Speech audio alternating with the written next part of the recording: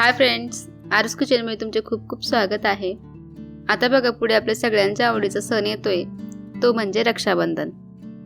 रक्षाबंधनला आपण खूप गोड मिठाईच्या रेसिपी बनवतो। तर आज मी तुमच्यासाठी घरच्याच साहित्यातून एक मिठाईचा स्वीट असा पदार्थ आणलेला आहे। तर काय पदार्थ आहे तो आपण बघून घेऊया। आज आपण बनवणार आहोत रव्याची बर्फी।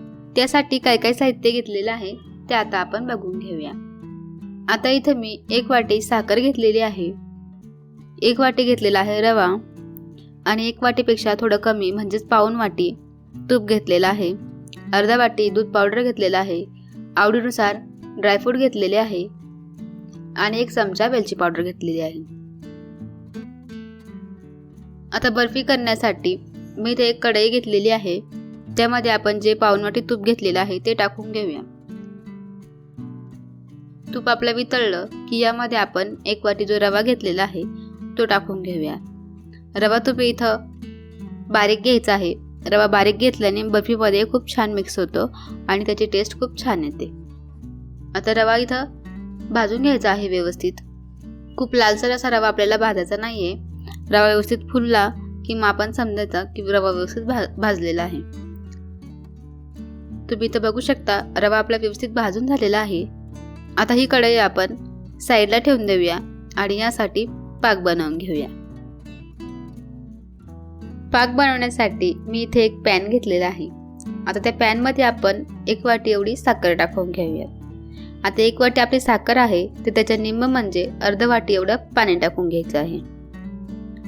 आता यामध्ये आपण 1 चमचा रोज वॉटर टाकून घेऊया।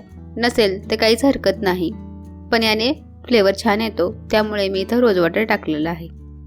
आता यामध्ये आपण 1 चमचा एवढी वेलची पावडर टाकून घेऊया आणि हे व्यवस्थित मिक्स करून घेऊया। तुम्ही इथं बघू शकता उकळी आलेली आहे आणि पाक आपला रेडी झालेला आहे। आता पाक आपण साईडला ठेवून देऊया आणि जो रवा आपण भाजलेला होता तो घेऊया। जो रवा आपण भाजून घेतलेला होता ती कढई आपण घेऊया। त्यामध्ये आता आपण दूध पावडर आहे ती टाकून घेऊया। दूध पावडर टाकल्याने याला खव्यासारखी टेस्ट येईल आणि जशी आपण बाहेरून बर्फी आणतो त्याच टेस्टची ही आपली बर्फी तयार होईल। गॅस इथं चालू करायचा नाहीये, अशीच आपल्याला दूध पावडर मिक्स करायची आहे। आता यामध्ये आपण जो पाक रेडी करून घेतलेला होता तो टाकून घेऊया आणि पाकही यामध्ये व्यवस्थित मिक्स करून घेऊया। आता पाक व्यवस्थित मिक्स झालेला आहे। आता आपण गॅस चालू करणार आहोत आणि हे मिश्रण 5 ते 6 मिनिटं शिजवून घेणार आहोत।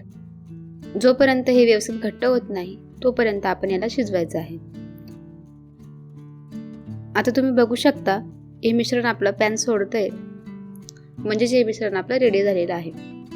आता हे मिश्रण झालंय हे कसं ओळखायचं, तर एका चमच्यावर आपण थोडंसं बॅटर घेऊया आणि हातावरती याचा गोळा करून बघूया।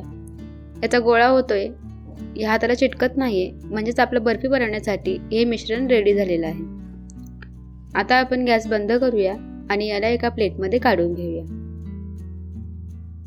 आता बर्फी सेट करण्यासाठी इथे मी एक प्लेट घेतलेली आहे, त्याला आपण थोडंसं तूप लावून घेऊया। आता पूर्ण प्लेटला मी इथं तूप लावून घेतलेलं आहे।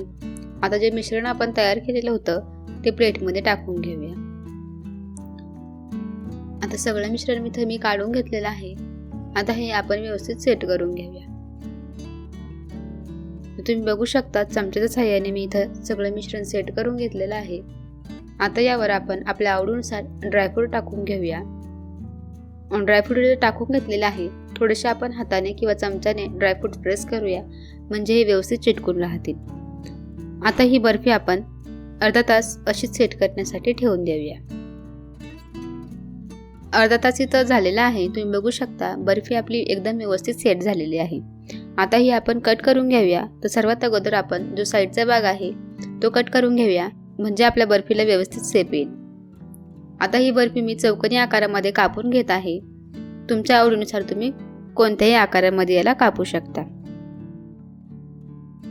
इतकी ही बर्फी आपली व्यवस्थित सेट झालेली आहे की किती इझिली आपली बर्फी कट होते। तुम्ही बघू शकता असा खालून चाकू घातला की ही बर्फी लगेच आपली सहजपणे निघून येते। एक बर्फी इथं मी तुम्हाला काढून दाखवली आहे, किती छान आपली बर्फी रव्यापासून तयार झालेली आहे. बर्फी इथं आपली रेडी झालेली आहे. चला आपण याला सर्व करून घेऊया. व्हिडिओ जर आवडला असेल तर कमेंटमध्ये सांगा. चॅनलवर जर पहिल्यांदाच असाल तर चॅनलला सबस्क्राईब करा, लाईक करा आणि शेअर करा. तर भेटूया अशाच नवीन एक व्हिडिओसोबत.